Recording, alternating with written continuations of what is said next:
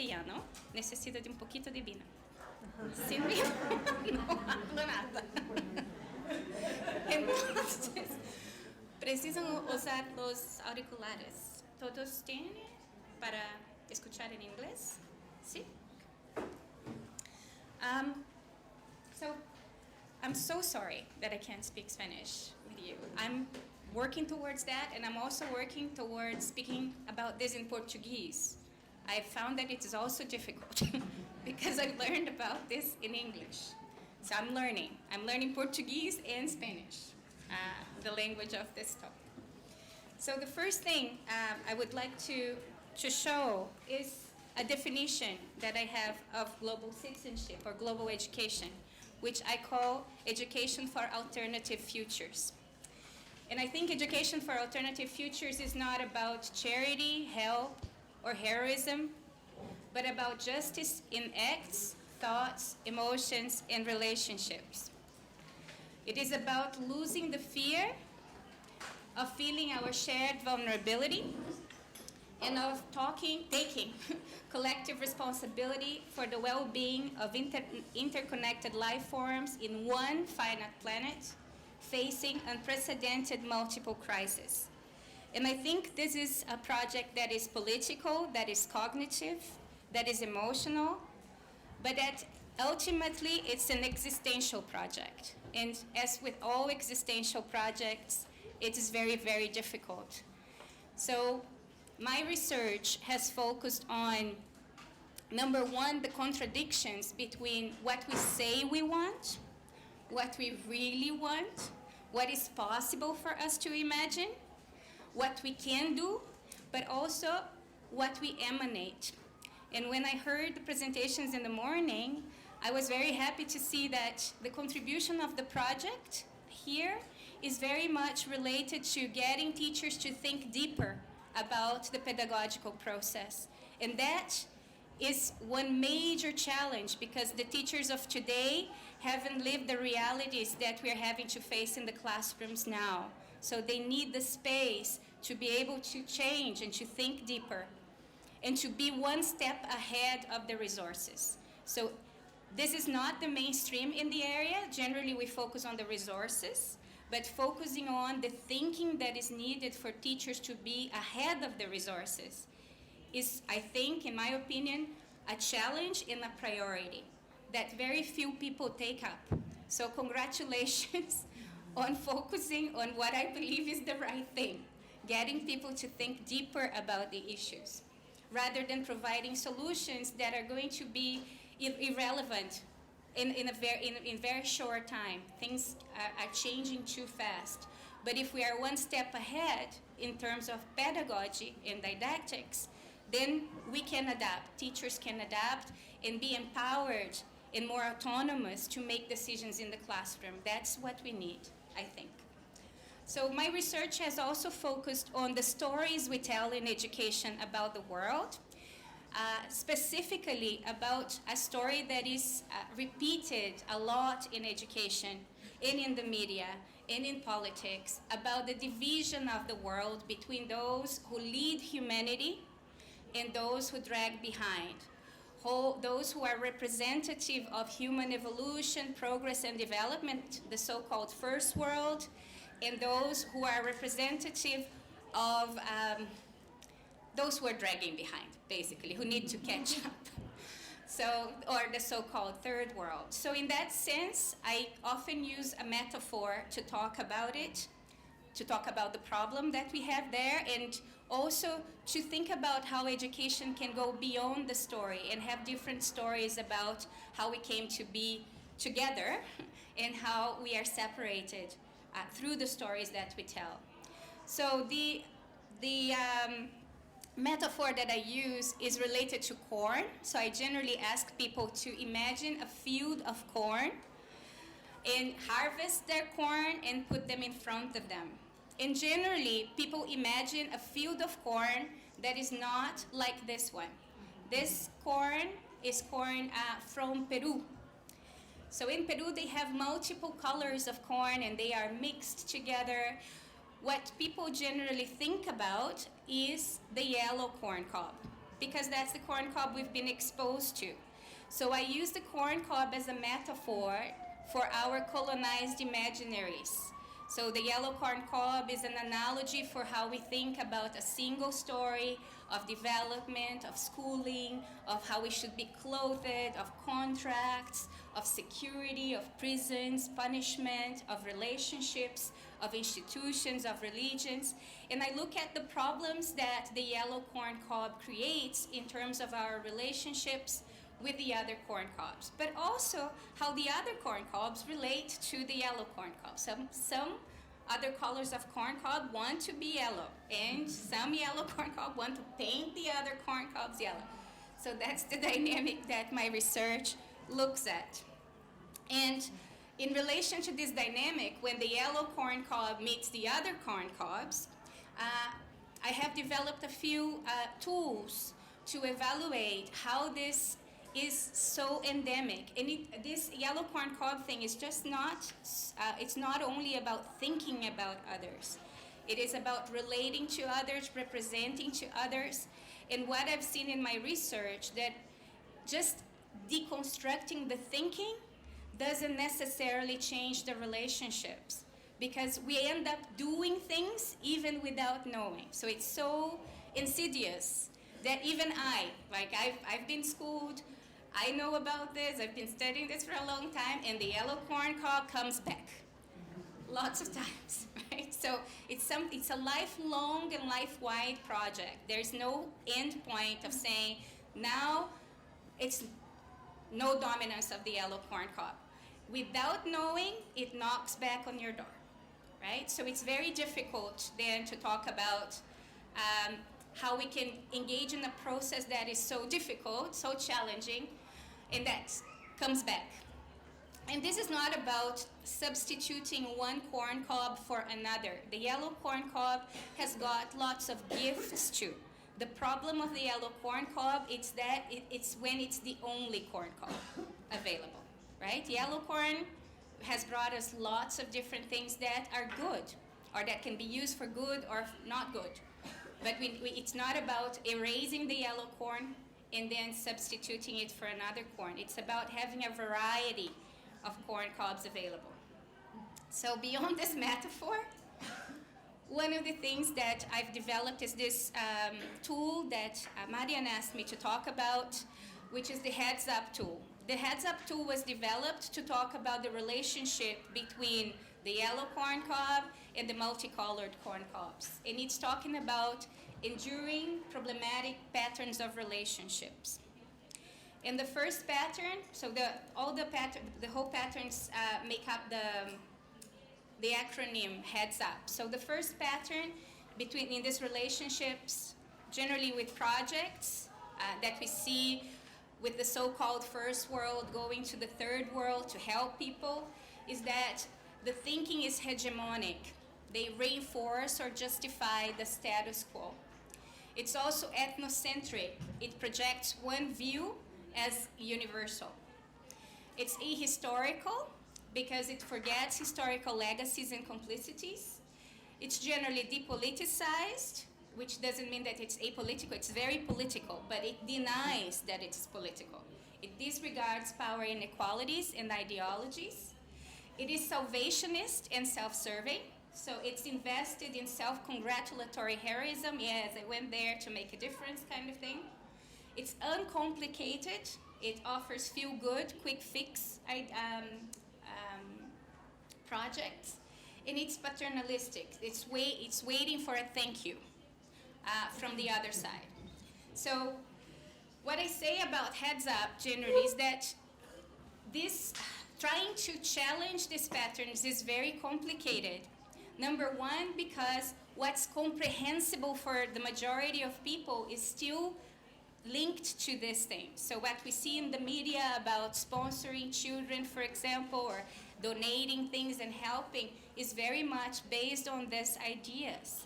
And if you challenge it, you become incomprehensible, right? So depending on how and sometimes you challenge one of them by reproducing the other. So this is an ongoing challenge. And what I've seen when people have tried to do that, I did this in 2012, and I've been following people using it. And I've seen that we have lots of different challenges. When we try to challenge it, what happens? So my questions here in this slide is about some of these patterns of challenging heads up and creating a different problem, which is okay. It's how we learn and how we do things. But my question here is, how can we address hegemony, for example, without creating new hegemonies through our forms of resistance? How can we address ethnocentrism without falling into absolute relativism, which is dangerous, in forms of essentialism and anti-essentialism that reify elitism? Essentialism is just presenting people as in a homogeneous form, or then trying to represent them as too complex, and then forgetting about some of the power relations that permeate these representations.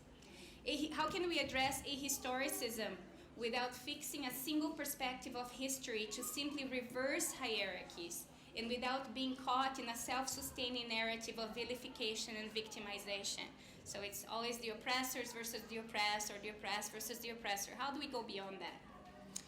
Depoliticization, how can we address it without hijacking the political agenda for self-serving ends, and without engaging in self-empowering critical exercises of generalization, homogenization, and dismissal of antagonistic positions?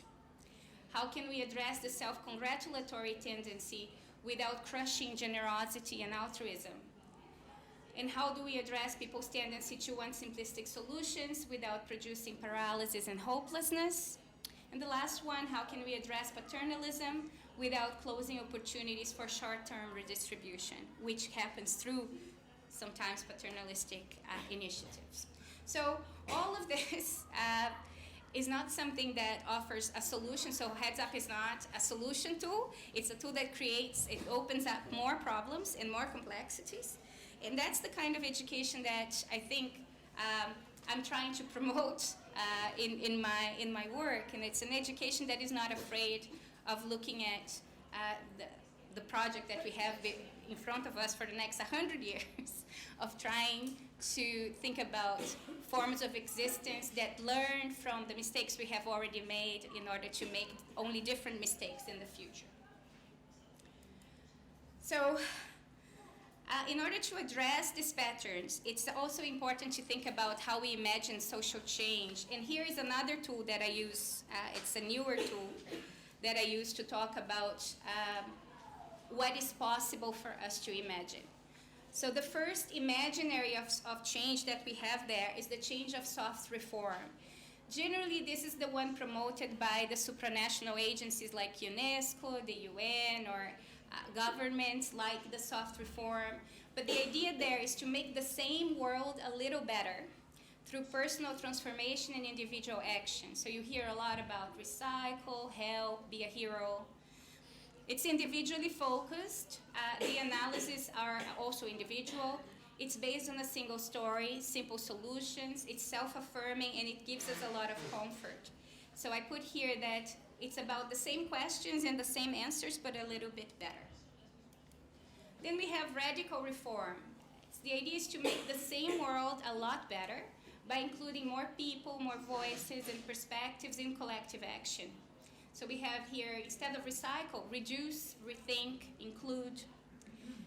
Then here we have better analyses that are more systemic and historical. We have multiple perspectives. We have people self-implicating in the analysis, saying we are also part of the problem and the solution, but it's possible to arrive at a better world if we work together. The solutions are more complex, and there's more discomfort. So we're talking about same questions, but different answers, pluralizing possibilities for answers. And the last one here is the beyond reform imaginary. So here, the idea is to disinvest in the current unsustainable world and to walk with others into the possibility of new worlds. Here, it is about imagining, I put here, the impossible. Here, there are analyses that are systemic and historical, but they go a step further, realizing the false promises and contradictions of the system we are in. And there is more comfort with discomfort, with constant discomfort and constructing things and experimenting with things that are radically different. Here we have different questions and different answers. So some of my research now has been on the beyond reform space with other movements like the permaculture movement, the eco-village movement, the movement of degrowth, sociocracies, Gaia education, for example. But I'm not very interested in what they got right, but also the contradictions of trying to experiment with creating a different world. I believe that the lessons they learn in the failure and the difficulties of their processes are going to be absolutely essential if we want to learn from it to actually be able to create something better in the future, something different in the future. I'm also looking at indigenous initiatives like Buen Vivir, which is an Andean philosophy that makes a distinction between living better and living well. And now it's becoming big in Latin America, this philosophy. Also, the Zapatista experiments with collective action, and in living together in what they say, caminhando perguntando, right? So that their utopia is something that changes, right, as they work together, as they open up to the way, and as they learn with each other. And they are not afraid of facing the complexities and contradictions of the process. So I'm looking at that as well as an example of both Buen Vivir and the Zapatista. What they have in common is that they are trying to decenter human beings from the center of the process and recenter the earth in other perspectives. So that really goes beyond the modern frameworks that we have that are anthropocentric and that center the mind over the body and that center humans over other species in the planet. So I'm really interested in what they are learning in that space. And I believe that these perspectives are really, right now, are really important also to include in the curriculum, right? And they are things that are very difficult for us to translate because they are based on very different parameters. But all of them are important. I think the students should be exposed to these different perspectives and be able to discern what is different about them, could be similar, but also have a self-critique, be autocritical of how they are understanding these things. So in terms of what to do in the school, and I think what I see in the project here that we have also been thinking about it, in terms of our pedagogical choices, what we do when we go into a classroom and we want to talk about these issues. I'm going to show two or three tools that I've used with teachers to open up different questions about what is possible in the classroom. So the first one is a tool where you have two types of education in the first column. Education 1, think as I do and do as I say. And education 2, think for yourself and choose responsibly what to do. Then we have two types of relationship with knowledge. First relationship, there is only one right answer. The second is that possibilities are dependent on the context, and they are much more complex and messier than just one answer, one single story. So here we have 4 types of possibility for the classroom. Education 1 and one right answer. Education A, think as I do, do as I say, there's only one answer. So we tell them, this is what needs to be done. B, we acknowledge that there are different possibilities, but we say in this classroom, we're going to look at one possibility. So there's an acknowledgement that there are more, but we say, today and here with me, you do this. Education C is that think for yourself and choose responsibly what to do as long as you arrive at my answer. So that's also very common. And we see a lot of people using it. But it's interesting that that is one of the foundations of the Humanist Project, which says that if we all thought better, we would all arrive at the same answer, right? So how do we work with that and go beyond that at the same time is a question. In education D, which is about think for yourself and choose responsibly what to do, there are multiple possibilities. Now, D has been interpreted in at least two ways. So one way to interpret D is that every answer is a good answer. Just get the students to say what they want to say, and then that's okay. I think there are lots of problems with that, right? I think my interpretation of D is that if the students are going to face a complex and uncertain and diverse and unequal world outside of the classroom, it's my responsibility as a teacher to equip them to make decisions better, which means getting them to make the mistakes in the classroom and to analyze these mistakes and to see the failures and the limits of things before they go out in the world. So creating possibilities for them to engage with this complexity, for them to think through things, to think deeper, to see the implications of things, is what I need to do in the classroom. So it's not about so much giving them voice, but giving them deeper thinking for a more ethical voice to emerge. Not a voice that I necessarily agree with, but that they understand the responsibility they have in making any decision about global issues. So I'm just going to show you an example of each of them in relation to teachers' perspectives. So here we have A, I teach my students that people in poorer countries lack technology, education, and proper work habits.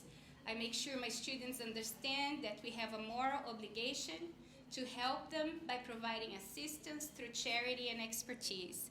In my research, this is still the mainstream in the countries that I've researched, which includes Canada, still the UK, New Zealand, where I have empirical data to support this, in Australia. Then the other one, this is C. I teach my students that they need to be critical thinkers, to separate facts from opinions, and to search for impartial, objective information to construct their arguments. I believe rational and scientific thought is the only way to achieve a just and prosperous society.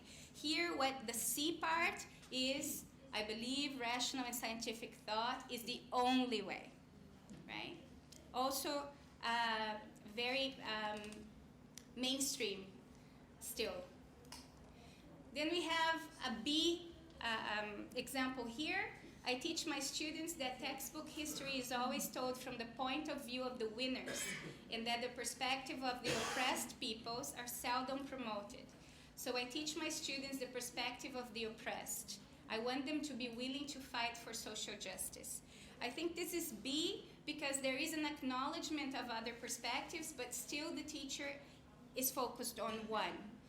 And it's what she wants the students to do. And then there's D, which I find very rarely in educational contexts, which is I teach my students that there are always different perspectives on any issue, and that whatever choice they make, they will affect other people. My job is to help them realize that and create spaces for them to develop the skills to engage with this complexity and make choices that are better informed. Now, the danger of this perspective is to fall into absolute relativism. So none of this perspective is perfect.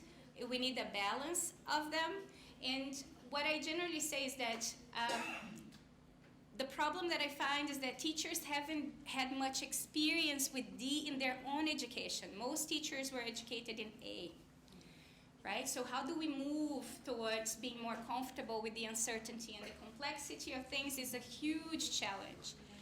But once they get comfortable with the complexity, they can choose to do A, right, as a choice. So for example, if I had to teach you how to do CPR in 5 minutes, I wouldn't be talking about the complexities. I would be telling you this is how you do it. But I would have to forget that there are other ways of doing it, but I wouldn't forget that I've forgotten it, right? So you choose it strategically. It's not that A is bad. A is very useful in some contexts. So it's not about either or, it's about both and more. So you open it up and you choose with discernment what you're gonna do. The other tool that I used in Canada, this is a tool that's used in Canada. Okay. Yes, I only have 10 minutes. So this is a tool a tool for Canada, talking about dispositions of crossing borders. And borders can be emotional borders, geographical borders, cognitive borders, any kind of borders. So the first disposition is the disposition of the fenced house. You don't want to cross any borders because you think there is a threat beyond the border. You want to close the border. Thank you. Yeah, okay.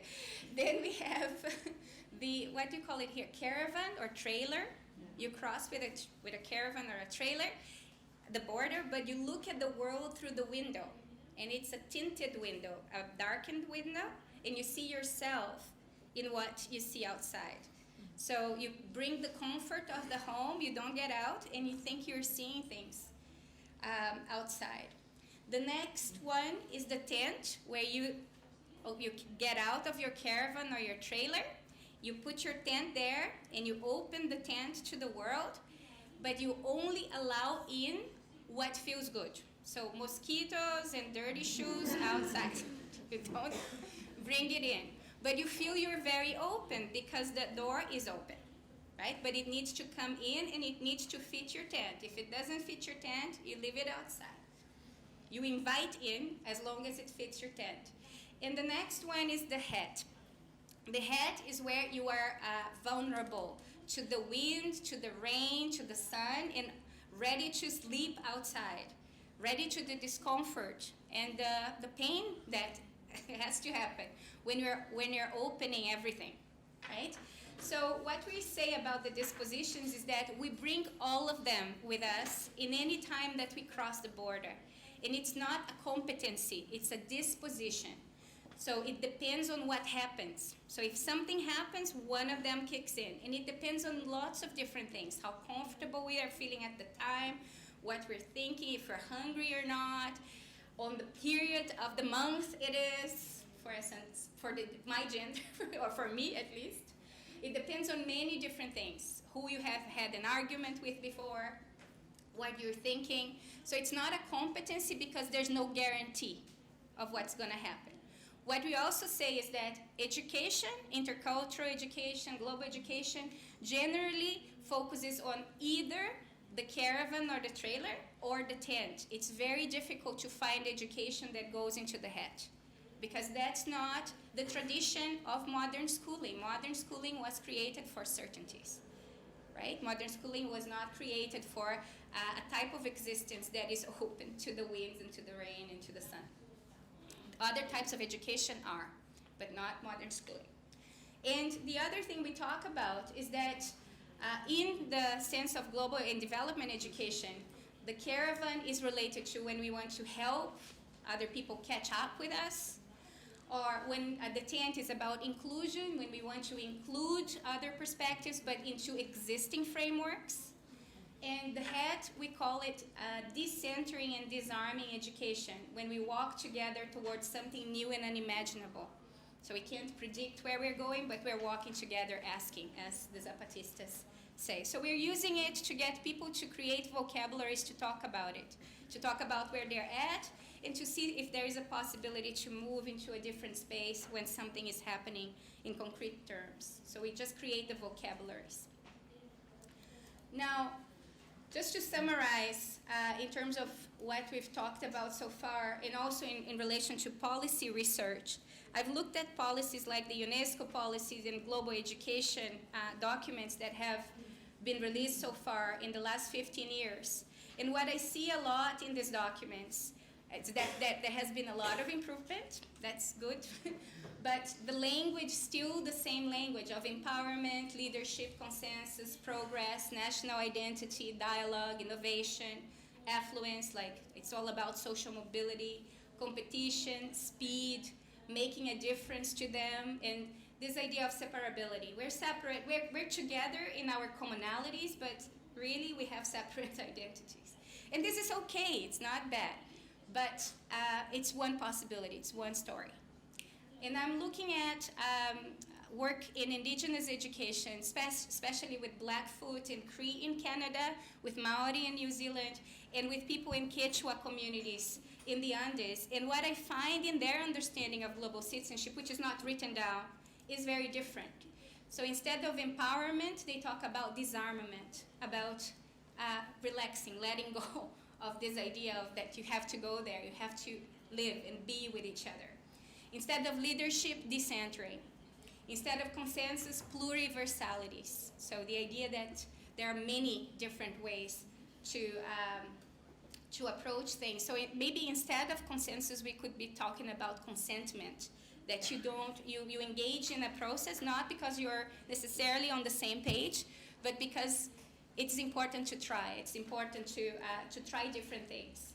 Instead of progress, remembering, both in terms of remembering the past, but remembering the members that have been dismembered. Instead of national identity, the idea that we live in one earth, it's planetarity. Instead of dialogue, listening and presencing, which means interrupting your thought and being able to allow the land to speak and to imagine through you. Instead of innovation, wisdom. Instead of affluence, giveaway, not accumulating. Instead of competition, complementarity. Instead of speed, taking time. Instead of making a difference to them, becoming useful under their terms. Instead of separability, entanglement. So the way I'm presenting it here, it looks like it's either or, but actually what I want to say is that we need both, and we need more, right? So when people ask me, so you don't want your kids to have access to the first perspective, I say, of course I do. Do I want my kids to have access only to one perspective? No, this is dangerous. We need to try both. We need to see the differences and the limits of both, because also trying to say they're the same, they're not. We need to be able to discern, and we need to be able to see the implications of trying each of what it means to try each of them in different pedagogical processes is. And we've done a lot of this also. So this helps us see the limits of that. So what? My main message is that we need to open cans of worms. Open our critical eyes to use reason to learn from the recurring mistakes we have been making and to get to the limits of modern rationality without throwing it out. We need it too. And we need to open our hearts to realize we have never been disconnected. What has been severed is our sense of connection to each other. And this is the kind of pedagogical model I've been working with. But I'll finish with the challenges of intelligibility. That's my last tool that I've been using I started when I needed it for myself first. And it represents the different levels of engagement we have with development or global education. And I put it in the analogy of a beach, where you have the first people there just wanting to put their finger in the water, splash. They just want to identify issues and to be inspired to get in the water. So you have to be very careful with what you say to get them in. And to lose the fear, give them the floaters and the armbands and things like that. Then, once people are okay in the water, they want to implement solutions. And there is this idea that if we get more frameworks and more things, we're going to have everything guaranteed. And that's an important phase. Then we are floating. But then there are two more. There's the ducking stage and the diving stage. So when you're starting to put your head in the water, you're afraid, of course, of drowning if it's too complex. And the water is not very clear, so you're afraid of losing yourself there. But I think some of the things that I've seen in the project, when we talk about complexity, contradictions, and paradoxes, that's where we're going with it. Where there's much more uncertainty. There's not a clear pathway, where the stories become multiple and they are not agreeing with each other. And there's the diving, which is working with impossibilities. So going where nobody who wanted security has been before, making mistakes, failing, learning from these failures, learning from these mistakes so that we can fail better and make better mistakes in the future. So a lot of research work that I do is in the diving, trying to dive, but these spaces are being reduced more and more.